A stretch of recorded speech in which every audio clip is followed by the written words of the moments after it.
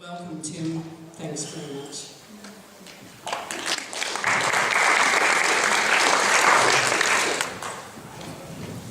Forgot my notes. Thanks, Marge, for that wonderful introduction. It's so encouraging, the number of people who have come along today. And when we first were envisaging this, we were envisaging a little room of 20 or less people.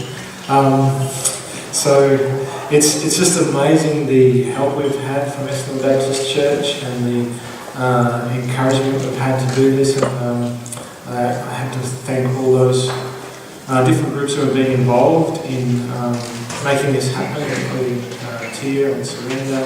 And a big thanks to Jonathan Cornford and Manna Gum for encouraging us to do this in the first place. Our support worker, Carly Chen, has done so much work to make this happen. She's done a marvellous job, and yeah, the Essendon Baptist team just pulling it all together. Fantastic. Right, so I've got a short time to try and tell you a fairly big story about where we go from here in northeast Arnhem Land, Galiwin'ku, and remote Indigenous communities in general. We do cross-cultural training in the umbrella organisation, White Warriors, who is the umbrella organisation to the AHED Project. And it takes us about 4 hours to take people through what really are the underlying causes of the crisis that we see in Indigenous communities. But let's start by looking at Galiwin'ku. You've already seen where it is. In the northernmost part of the top end of the Melbourne Territory. And in 2009 was when we first moved up to Elko at the invitation of the local elders to start the AHED Project. Before we got there, we talked to everyone we could about the project, and what was interesting was some of the responses we got to what we were doing, because it seemed a little bit crazy at the time. Basically starting it was a missional approach to working with Indigenous communities, because we basically said we're going to go there and use whatever resources we've got to start this work of supporting people to do their visions. And some people said, well, why do it that way? Why not just join in with what the other service providers in there are doing? And this is the journey there across country. Just thought I might give you a different perspective than the satellite view. Across the water to Elko Island, which you can see the green strip in the background is Elko, about just over a cave from the mainland. That's Elko itself. So there's now well over 150 dominant culture, non-Indigenous, that is, people working in this community, providing services, and some of those are crucial, important services to the community. And that number's gone up dramatically. It could even be close to 200 now since the NT intervention in the Howard era, with the boosted funds from the government.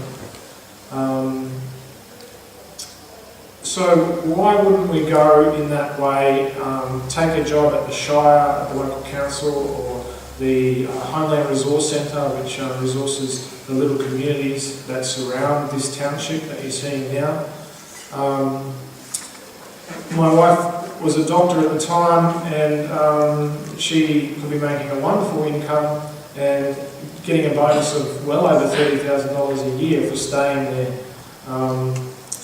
And we could have run the project off her money alone, but her income alone in that area. What we saw before we got there, we saw that you had all these people working in communities but not having time for the people themselves. They had to run their services, as I say, many of them were very important services, but everyone who comes to Arnhem Land from outside with a job comes with an agenda.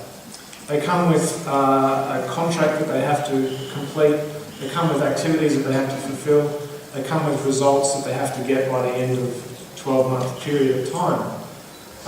Everybody is busy. We've imported our culture of busyness into Indigenous communities.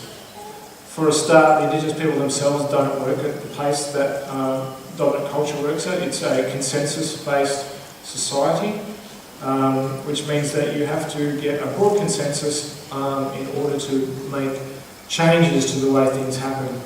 So things move at a much slower pace where people are very careful about disturbing the peace. And one of the traditional owners in the area said to me once, "Why don't Barney just stop? Just stop for a second. Just have, there's a word, here, be still. Be still for a moment." The reason is because we have these agendas that we have to meet within our economic, within our social and political systems, the requirements that are placed upon us. And it's hard work for those people who are working on communities in these service provider positions. But it also causes some problems. Warriors has a history of working with Indigenous communities that goes right back to the mission days through my father. And we believe that we can tell the story, we can show the cause of the crisis that we're now seeing in these communities with massive unemployment, poor educational outcomes, crime, health problems, with 3 circles. So I'm going to try and give you that overview right now.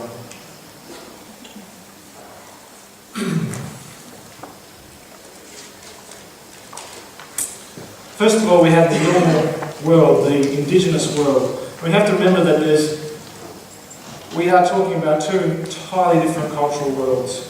And this is true whether you are looking at a community in East Arnhem Land, in one of the remote communities, or even in your urban settings. Different cohesive communities have different cultures, and it's not until we live in them that we know what those cultures are, that we can experience that culture.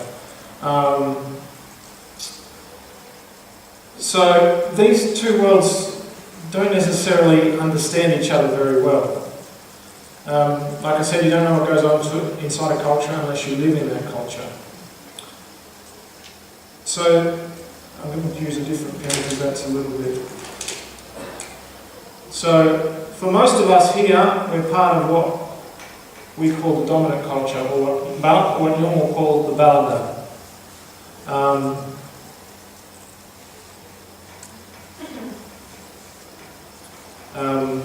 Which originally, it was a term that originally meant European, but it's now used very generally for the mainstream culture and the people who come from that, who have that culture, the majority of us. We often don't get an opportunity to see what's going on here and understand what's going on in this world. And if you talk to a young person and say, how much does the Balanda world understand your world? They will usually say, well, if I get them to draw it up on the board, they say, well, they might know about maybe this much. Maybe this much of our knowledge they've got a hold of. Just a very cursory perspective. Okay, so how much do you know about the Balanda world? And they say, well, we think we know a fair bit, but not really half of it. There's this whole section of stuff in the Balanda world, in the mainstream systems, that we don't understand. That leaves all this in the middle here, where both parties don't understand each other. A lack of mutual understanding, a lack of comprehension of the other. This is what we see as the real problem, what we call the cultural gap. So this is the gap that's most important to the crisis itself. Why is that? Well, just briefly, we call the mainstream a dominant culture because from the perspective of a minority group and the normal people, there's nothing that they can't get through a day without having to engage with this world. Okay? They're English second language, English third or fourth language speakers. So they want to fix up their phone line, they've got to engage with that dominant culture. They've got to know ways of speaking, they've got to know systems, economic systems, social systems, communication systems to do that. They want to go to the shop. Immediately there's stuff there that's new to them. Even though they do it every day, there's always these new things that come up. They want to start a business. How do you do that? Can I just start selling things? If I do that, am I breaking the law or am I not breaking the law? I've heard stories about ABNs. So if I just get an ABN, does that mean I can run a business and do whatever I like? If you want to run a business and you want to make any money, you've got to, of course, obey the laws of Australia, else you're going to find yourself in jail. You're going to find yourself shut down. And you're not going to be able to interact with any other businesses unless you have the right structures in place. So you're constantly moving from their world into this gap and engaging with the dominant culture. And when they're in this gap, it's a bit like if any of you have been overseas. You go overseas and you step out off the plane and all of a sudden you don't feel safe. You don't feel secure. You don't know exactly what you're supposed to be doing. And you're kind of holding your breath the whole time as you're going into that new world. This is what it's like for remote Indigenous people every day when they have to engage with the service providers, the systems of the mainstream. And they can escape it for short periods of time while they go back out to their homeland, out to the bush. But they have to come back into it, and they know that. It's one of the reasons that you see drug abuse and alcohol problems within the urban settings and within the towns that have access to those things. In North East Arnhem Land, alcohol has been banned by the elders since the 80s, since the mission stopped. So we've had a reprieve from some of those problems, but that's one of the reasons why people do that, is they just want to break from the sense of insecurity, sense of confusion. As Ballanda people, even if we go and work in Arnhem Land and we work in one of those service provider roles, we have the opportunity to stay within our comfort zone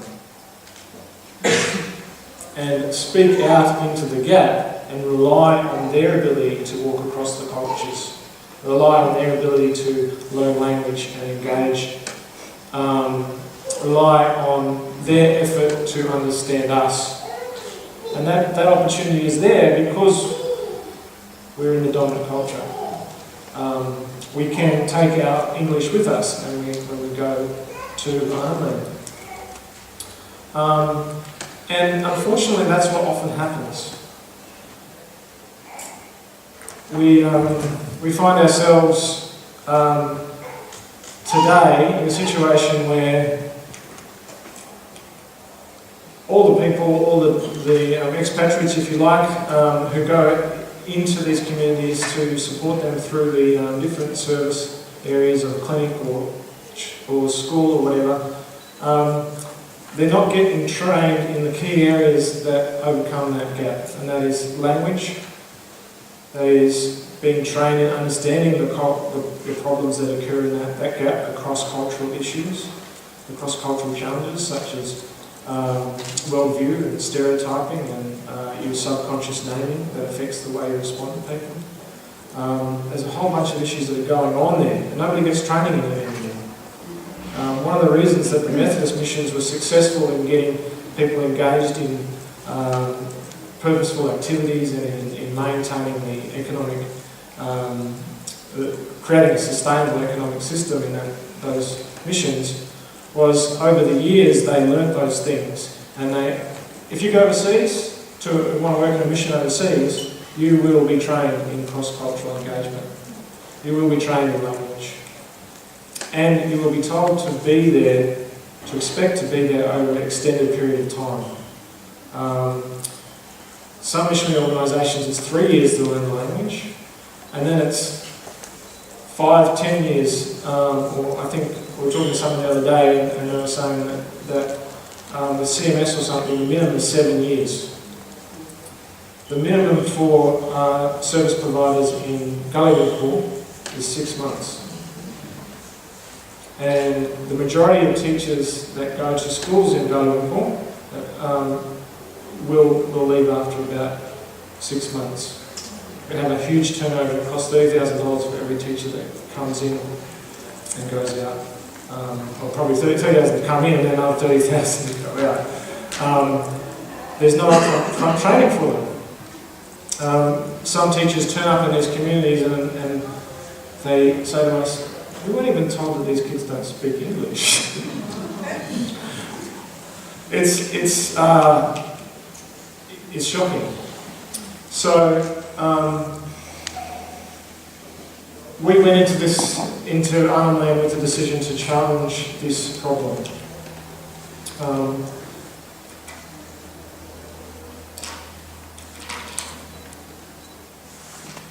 I want to go back, but I want to go back to the story that Gwenda was talking about, some of the different economic activities that were happening in mission times, and look at the housing teams that were happening in Galiwin'ku to see how this cultural gap issue is affecting the communities and getting them and resulting in some of the problems we see today. In particular, of particular interest would be the employment situation. So this is a picture of the builders in Galiwin'ku, and the building team. You've got two Ballanda there who provided the training and support for these guys. But many of these guys have the ability to be carpenters in their own right. They build houses such as this one, which is still standing today, 40, 50 years later. And this is where we're living now. It's a house built by 5 young men out of local timbers. Now, the story I would like to tell you is one about another community called Marnggithinyaraw. Marnggithinyaraw is a bit smaller than Galiwin'ku, but my dad was working there in the 70s and early 80s, and he was a community development worker and supported the council and many of the other structural elements of the community.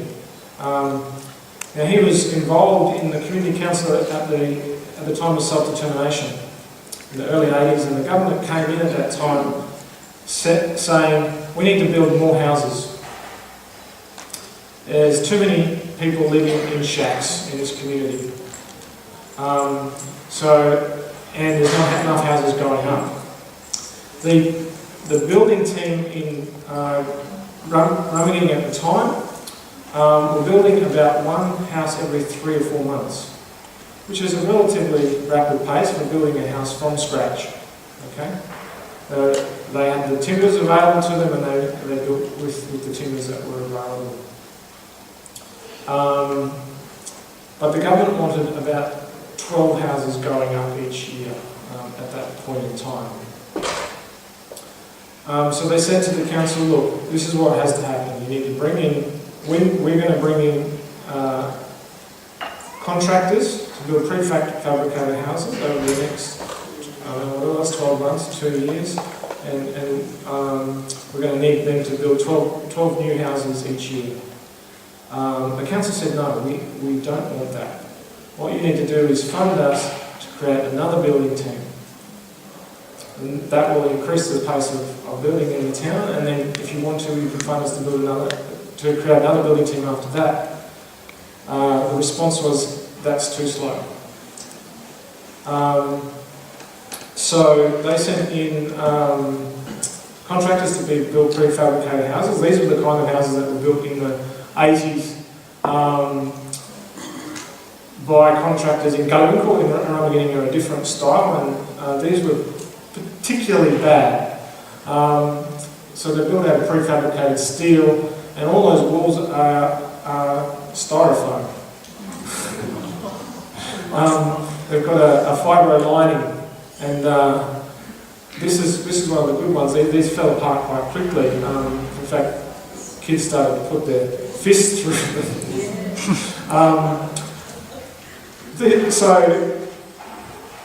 But the fact that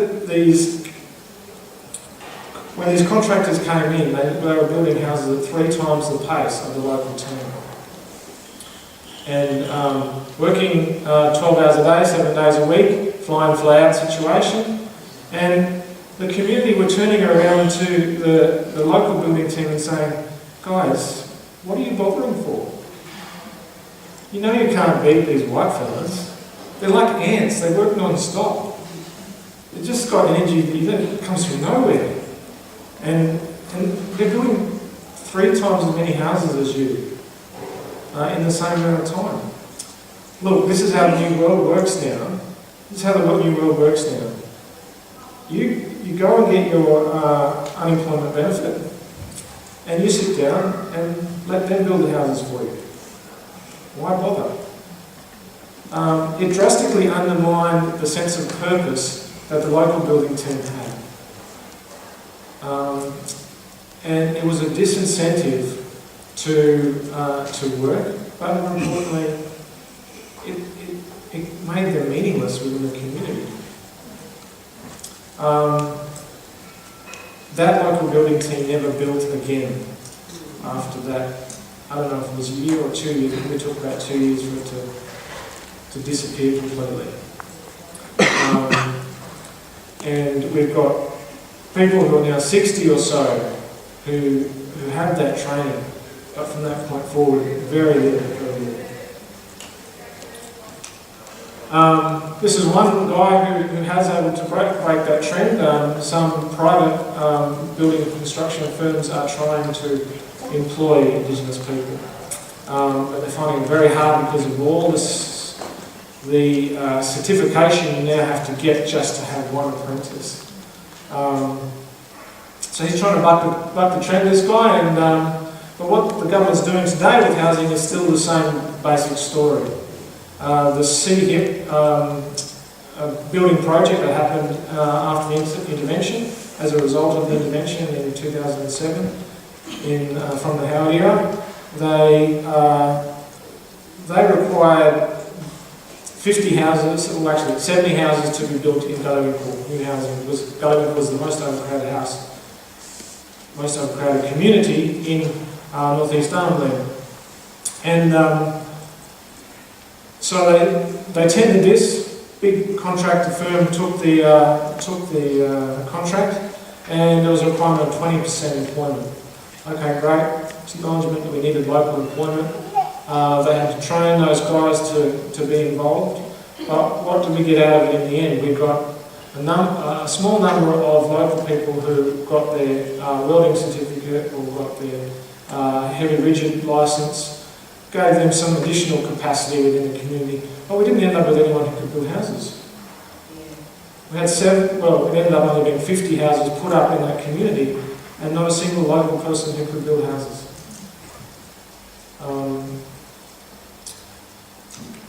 Why is that? Because, to put it simply, if you're focusing on results, over and above process and the engagement with what the local community needs, you're just going to steamroll the community. But if you're focusing on having the right process of engagement with Indigenous people, with the local people, and making sure that you're using the right process to get to the result, you can create self-transformation. So there needs to be a switch around in the way we look at local development in Indigenous communities and the way the government looks at development. Unfortunately, that message is not really getting across at upper echelons. The Minister for Indigenous Affairs, Nigel Scullin, recently said, virtually paraphrased quote, we're only interested in results, we're not interested in the process. Yeah, he actually said that not too long ago. Hopefully he's like all the other politicians and they don't do what they say.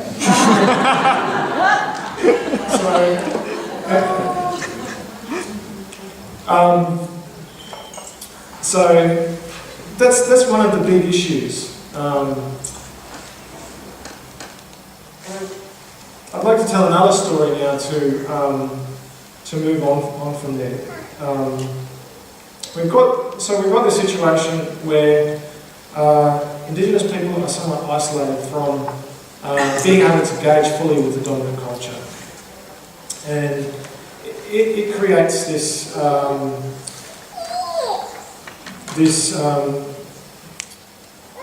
inability for there to be real mutual cooperation. It means that when the government is thinking about economics, they're thinking about big business. Let's import a resort. Let's get mega farms happening. Let's give money to a big industry to start gardening watermelons or something across large chunks of land. Mines by the hundreds. We've had 100 mining leases released in 12 months, 2 years ago, when the NT government went on this move to kind of prop up the Northern Territory economy, and we had a huge amount of exploratory leases released just across northeast Arnhem Land, which is an area the third size of Victoria. Not all of them will become mines, of course, but it's an indication of the government's focus. At the same time, we are in Galiwin'ku hearing from over 26 different individuals and groups about 30 different enterprise ideas in the community. Not all of them were about creating commercial enterprises, but a good number of them were. This is a story about one of our early clients, Timothy Dima, who you've already seen in the video this morning. And you also saw a picture of him as a young guy in the garden in the mission times. He grew up engaged with gardening in the missions, and he developed a passion from there. And that passion has driven him forward ever since through very difficult circumstances. This is a picture of the community garden as it now exists. The only thing really providing any productivity is the mango trees that Dima planted with other Yalu back in the mission days. This garden has been up and down ever since the missions ended, since the self-determination era. When a new worker comes in and someone decides to get things going again, things get going, they plant a few more trees, and they might, luckily, if they're lucky, get a crop off before it just becomes all too much for that dominant culture worker. Not being aware of the ways to engage with the people themselves, not being aware of the fact that in the mission days the different clan groups have responsibilities for different parts of the garden, and therefore creating a sense of ownership and avoiding a sense of conflict between the different groups. Not being aware that there's a whole history of gardening in Galiwin'ku. And once that worker goes, the farms stop again. So my wapu, I call him wapu, which means nephew, under the kinship system there. So I'm referring to him as wapu because I don't say his name all day. He decided to get out of that process and start his own farm. And when we engaged with him, he had started that farm about 17 years beforehand on land on his country, on his Clan Nation's country, immediately next to the sewage ponds. And he was using reusing the treated water coming out of that sewage pond onto his land to grow bananas. And he had about a hectare of bananas that he had going, basically off his own back, with a little bit of help from his family here and there. And Arnhem were growing wonderfully. I've seen some pictures, though I wasn't ever able to get it converted to digital, of his garden at that time. And I'm not sure how many years that went, he managed to keep that going for, but at one point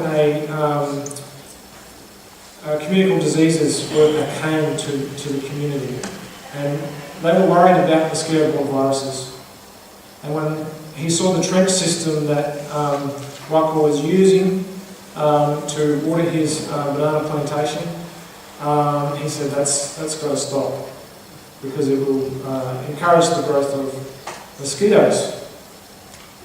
And probably knowing that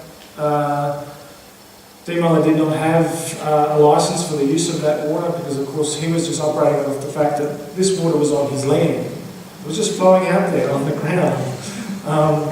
And he'd seen it being used in other communities who had done the same thing, without any health ramifications to the community. So that's the basis on which he used it. When this worker came along and said it's got to stop, they organised a bulldozer to fill in the trenches that he'd set up, and closed off the water to the thing and told him, you cannot do this. He then got a portable tank on the back of a trailer with the help of the local resource centre to then try and keep that garden going unsuccessfully. So the question it should raise in our minds is, why? Okay, there's a problem there with disease, but why would you not provide support for him to find solutions to using that water at that point in time? I don't know the answer to that question. All I can say is that everybody's busy doing their own agenda. And there doesn't seem to be the ears or the eyes to see the local agenda and the local interest. So like I said, that was about 17 years ago. And we arrived there in 2009, and he was one of our first clients. He heard we were here to help people with their ideas and their, as we say to people, whatever it is you really desire to achieve. He heard we were there and said, okay, can you help me with the water? So we started trying to help him. He had got some help in the past from a short-term contract from the government, a short-term business support program that lasted for about 9 months. So he got 9 months of support. They managed to get some water to him before we arrived, but when we arrived it was intermittent in its supply, so we had to solve some issues there, improve his irrigation. He was having trouble communicating his needs to the local resource centre. Most of these communities have a resource centre that provide support to the homelands, which are the little communities dotted around the township and on the mainland, where people live on their own lands. So they were providing support to him because he was outside the township boundary and he was on his own lands. But he had a real difficulty communicating with them because he spoke very, very little, he still speaks very little English. So we started helping him in that area, and then one day he came along to us and said, hey, you know, there's something else that I haven't told you about that I've been wanting to do. The crop that was working for him at the time was sugarcane because he didn't have quite the need for so much water, and in the wet season it took off. And he said to us, look, I want to be able to provide this to the community, but people can't eat the sticks because their teeth are too bad. So in the old days we used to juice it. Can you find me a juicer? I've been trying to get someone to find me a juicer. I've been talking to all these different gardeners, and some people have sent me some different ideas. Here's a bunch of papers that show all the different ideas people have sent me. Can we do this? Can we get it? So myself and my wife started working on this, but my Carl put in most of the effort to find a machine at his pricing level. He paid for it himself out of his own pension. It's amazing what you can do with a pension in Arnhem Land. We managed to find a machine that cost about $700, including its import into Australia from China. But you would not believe how difficult it is to get a sugarcane juicer from China. Did you know that Chinese ships cannot ship to Darwin, they have to ship to Sydney? And did you know that people in China think that Sydney is closer to Darwin than Darwin is to China? We had to say, no, do not send it to Sydney, please do not send it to Sydney. We'll be waiting another 3 months to get it up here. So we had to find an Australian ship who would actually take it. And thanks to Karma's hard work, after 6 months that machine arrived, and the smile on his face, I don't know how well you can see it, it comes out a bit faded there, was amazing. In the 6 months while it was coming, we thought we would lose him in the sense that we thought his motivation would deteriorate, because he hadn't, if you can imagine, he hadn't seen any productivity from his farm for over 10 years. And we were saying, it's coming, it's going to get here eventually. And we could see him getting sick sometimes and wondering if his motivation was going to fade. And he stuck it out, but once it arrived, it had this amazing effect on his motivation and on the buzz in the community, because it was a whole bunch of firsts. We were able to get a number of young people involved in organising some market stalls, and he, with a little bit of help from us, ran 4 market stalls on the Friday. Here's the first market stall since the mission days to be run by local people with produce that was owned and produced by local people. It was a big first for people, and they got to taste sugarcane juice again, and it was a real hit. Unfortunately, he wasn't able to keep that going because he lost his next crop to fire, to a grass fire, and it wasn't for another 2 years before he was then able to produce sugarcane juice again. So that part of the story for me tells about how much of a difference you can make with just a little bit of support, with a little bit of time given to local agendas. It wasn't some big business or anything like that. It was just a little thing that made a little bit of money for him and for his garden, and a little bit of encouragement to the young guys that he was able to get on board. But it was only because we were available to hear the idea and then have the time to pursue the issues that he couldn't overcome. Because he did not have the ability to get on the phone and talk to someone in China to get a machine over here, let alone find the machine on the internet.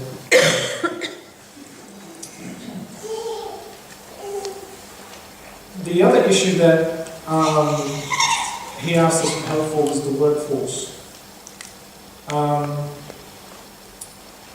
it probably didn't come out so much in Joanne's and Gwenda's last talk. There is 80% unemployment in Galiwin'ku. There's about 2,500 people, and 1,000 of those are kids under the age of 16. And the next biggest chunk are people who are of working age between the ages of 16 and 35.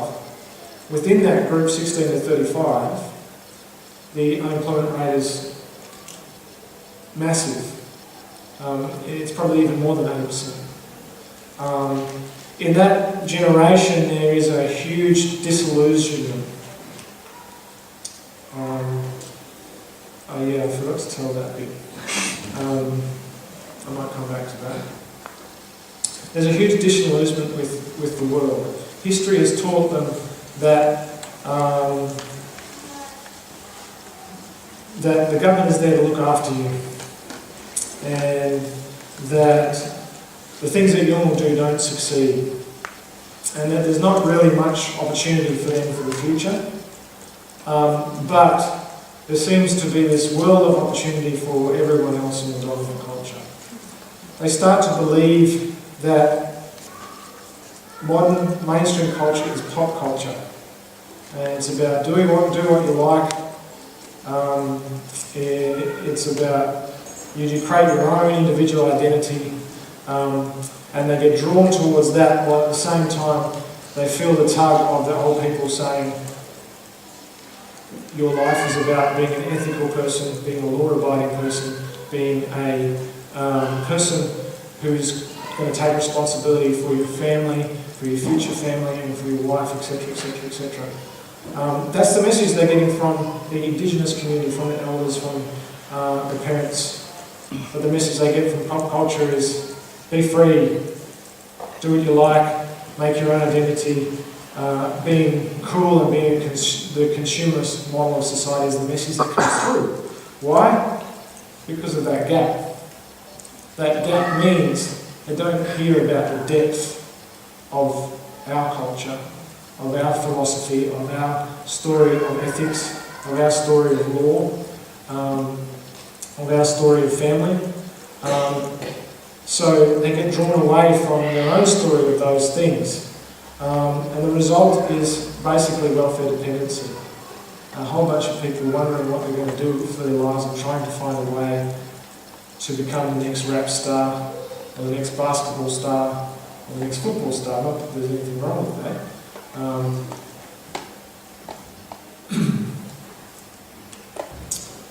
So we started working on building a workforce.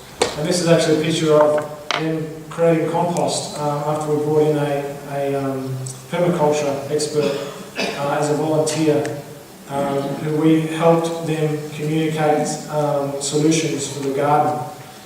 It became clear to Dimala that there was a problem. It was just too hard to see results. So maintaining a workforce was very, very difficult.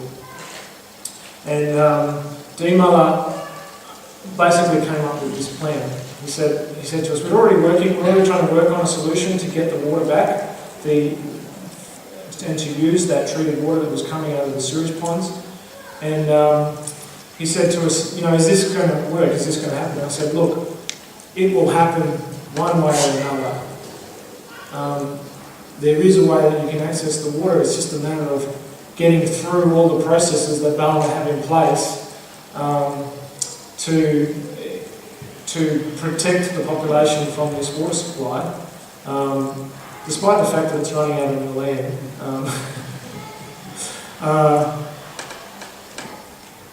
And so I said, okay, this is what we need to do. If we can get that water, we have access to water, we have access to nutrients. The plants are going to grow rapidly, there's going to be rapid results, and that's going to create motivation for my workers. On top of that, I'm too old to be there every day. We need to find a way to get regular support to these guys and regular training. So he's actually looking for a support worker right now. We haven't advertised it yet because we're not sure how we're going to solve housing, we're not sure how we're going to solve money for that position. But that's his plan, and he's teamed up with another farmer at the other end of the island, so that we have the ability to use that support worker to their maximum capacity, and we have the ability to build common business infrastructure between the two farms and provide a regular supply of their main product, which is bananas.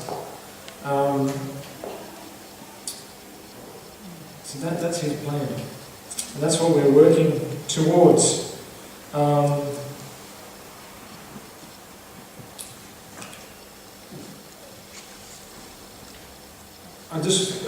That brings me to another part of the story.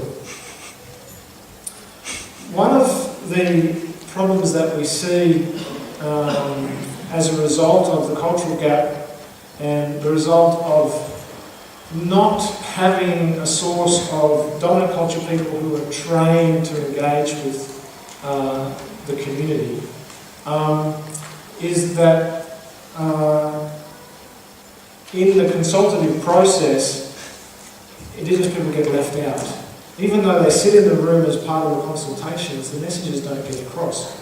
We had a situation where the people who own the land on which Demo's farm is, so the sewage ponds are sitting on their land, and as a result of the AHED housing project that was happening there, the people doing that project were supposed to also be building infrastructure and doing the consultation for that. And they came out and said, okay, we need to expand these sewage ponds and we need to put a pipeline out to the ocean. And people can say, pipeline to the ocean? What? To put that treated effluent out away back into the ocean where it'll be washed away. And that raised a question for them. The first time that they heard it, they kind of said, no, I don't think we want to do that. It wasn't really heard. It was said, I was there, it was said, but it wasn't heard. The second time it was talked about, they were actually taken out to the sewage ponds, and we had a young community planner who was there, and an older construction person, and who was one of the consultants, and they said, yeah, let's go out to the ocean out there, and they said, we don't want it to go to the ocean, there's hunting, we do hunting out there, we gather shellfish out there, we don't want that water going out to the ocean. And the young guy was kind of going, he was hearing this and kind of going, oh right, okay, so maybe we need to look at other solutions, and the older guy came straight over the top of him and goes, oh, there's no problem with putting it out in the ocean. They do that in Darwin all the time. It's not an issue, you don't need to worry about it. Don't need to worry about it. He closed down that discussion. We started to encourage them to keep telling that story. You need to keep telling that story, that is not the right thing to do with this water. So it wasn't being heard, it just wasn't being heard, because people were speaking in broken English. And it's difficult to understand people and understand the depth of what they're saying in their broken English, and also understand a clear no, because of the cultural ways that people say no. They're very uncomfortable with just going up and saying, no, there's no way that is going to happen. We are the landowners and we will not approve a pipeline. On top of that, people are not sure of their rights. They're not sure if they can say no to a pipeline going through their land. So we started writing letters for them.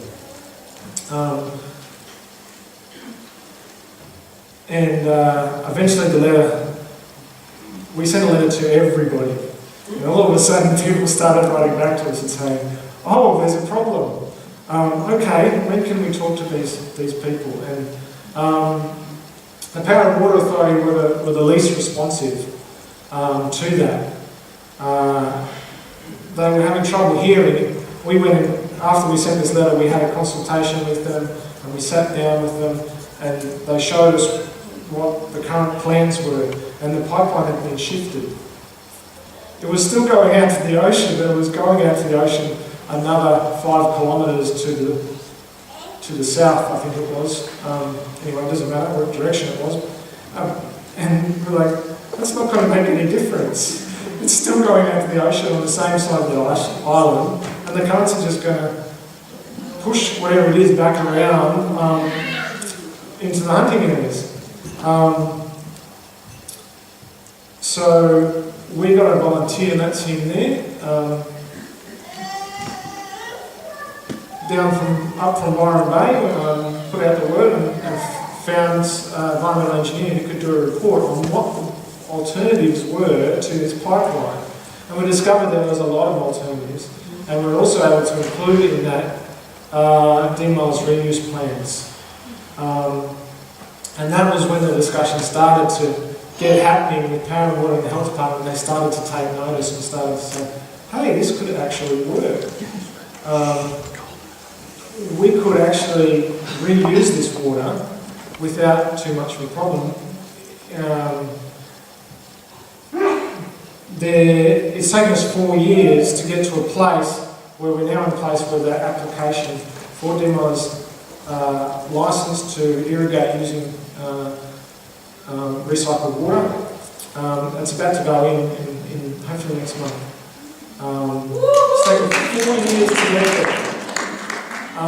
And it's, I don't know if that sounds like a long time to you, but for life in Galiwin'ku, it is a hugely long time.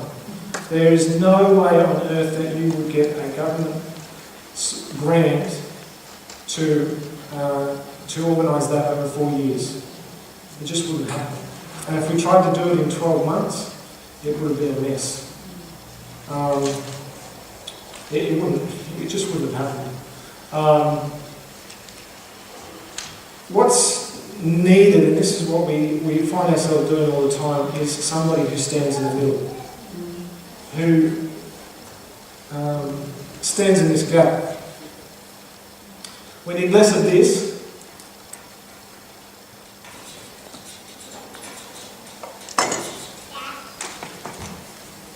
and more of this. Mutual engagement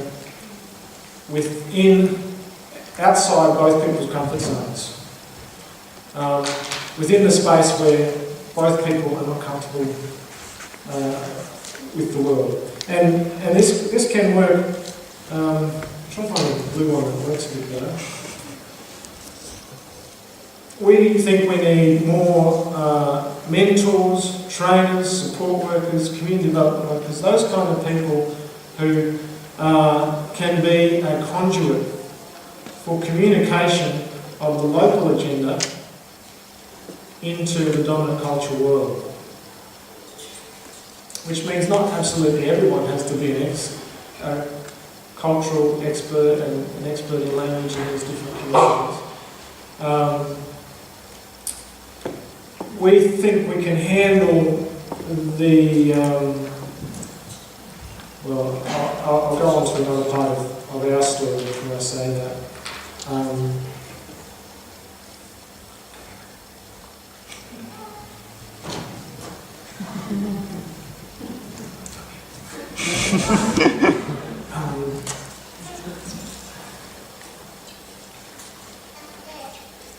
Okay.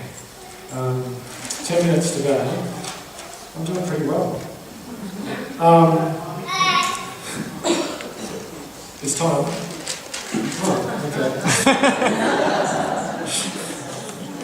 Oh, okay. So we need more people in that position, more mentors, more trainers, more educators, and less of doing the shortcuts of just getting outside people coming in to fill the trade positions and the admin positions and all that kind of stuff. We need to get away from that pattern of miscommunication and deafness to the local issues that you've heard through that story of DMAL and that story from the mission time.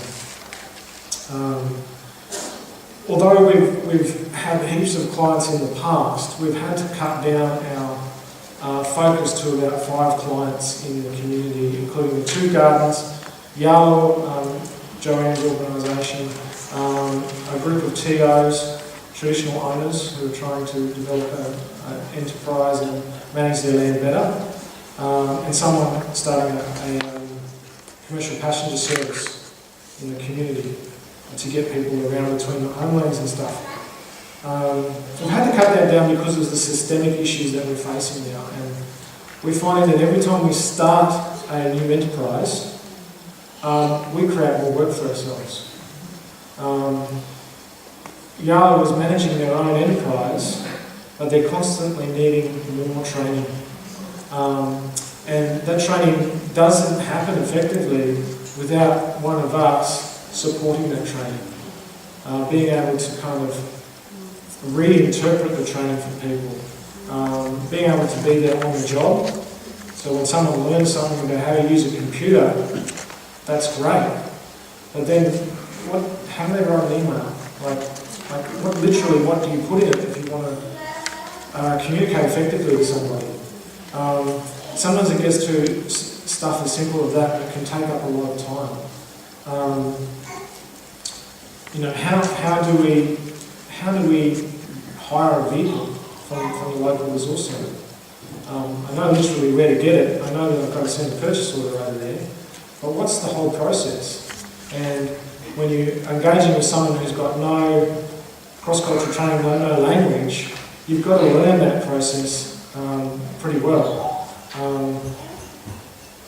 One of the other systemic issues that we have to deal with, apart from the cultural stuff, is just the ability to access financial management, accounting, bookkeeping for the enterprises that we're creating. It doesn't matter whether it's a social enterprise or whether it's a commercial enterprise. You would know yourselves that most of us aren't into bookkeeping. We outsource. But these guys can't outsource. There's no one to outsource to. Why? Because there's no one who can understand them. There's no one who understands the ways that there's no one who understands the stuff they don't understand. So if they're talking about income or expense, does that person understand what that means? For a lot of people in East Arnhem Land, no.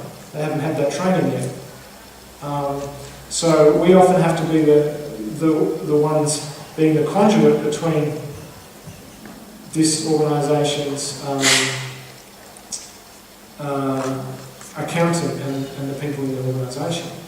So we've found now, we've come to a place now where we're kind of saying, well, we've basically got to stop at 5 enterprises until we can build new structures in Arnhem Land. So we're talking to multiple organisations and looking at ways that we can set up a viable financial management support service for the whole of East Arnhem Land. And once we get through that issue, okay, then there's less work for us to do.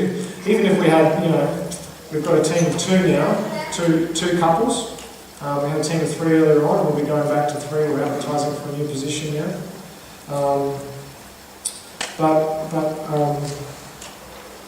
We've got to get through those larger issues. So that should give you an idea of what AHED does in Galiwin'ku. And there's the opportunity for us. We've been 5 years now and we feel like we just know what we're doing now.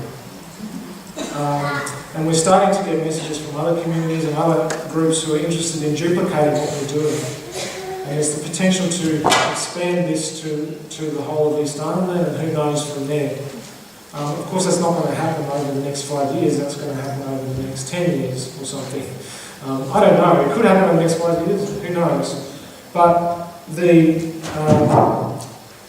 gradual impacts of these new enterprises, we think we will see dramatic transformation within the Galiwin'ku community as these enterprises develop. The first few, it's going to be, it's just going to start a ripple. But we believe that it's going to turn into a wave that means that the whole community all of a sudden has more control. It's about gradually building the community's control base through solving the systemic issues and through providing that permanent support structure which we hope AHED would be. We can't do it through the government system, so we need help from people all around Australia.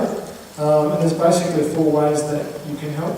We need, I've got it on the slide there to show, this is the team in Galiwin'ku, excluding, we've now got 1 Yolngu worker working with us as a community educator, and we've also got Carlin, who's based in Sydney.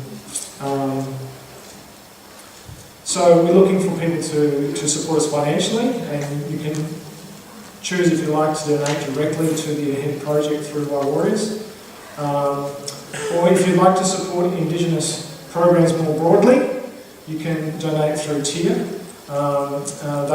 TIA support the AHED Project. They're our major financial supporter at the moment.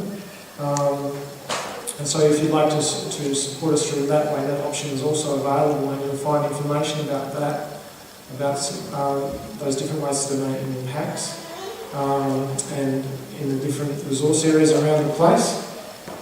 If you can't find the information you want, just ask somebody. Volunteers, there's always opportunities to volunteer. If you're interested, there's a way of signing up and letting us know what your interest areas are. We never know what sort of help we'll need. You can sign up to the newsletter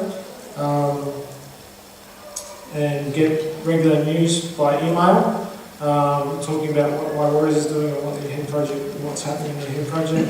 There's also Facebook. If you prefer to engage through Facebook, we're constantly keeping that up to date. There's also opportunities to join our team. We've got one position for a facilitator / general manager of My Warriors in the project. And there's also a number of other team positions coming up, including bookkeeping, financial management for a client, and we're also, Carlin will also be moving on, and we're looking to replace her as well. So check those out if you're interested in that. Again, thanks for the amazing turnout, and thanks for listening to me today. And I'll sign off there.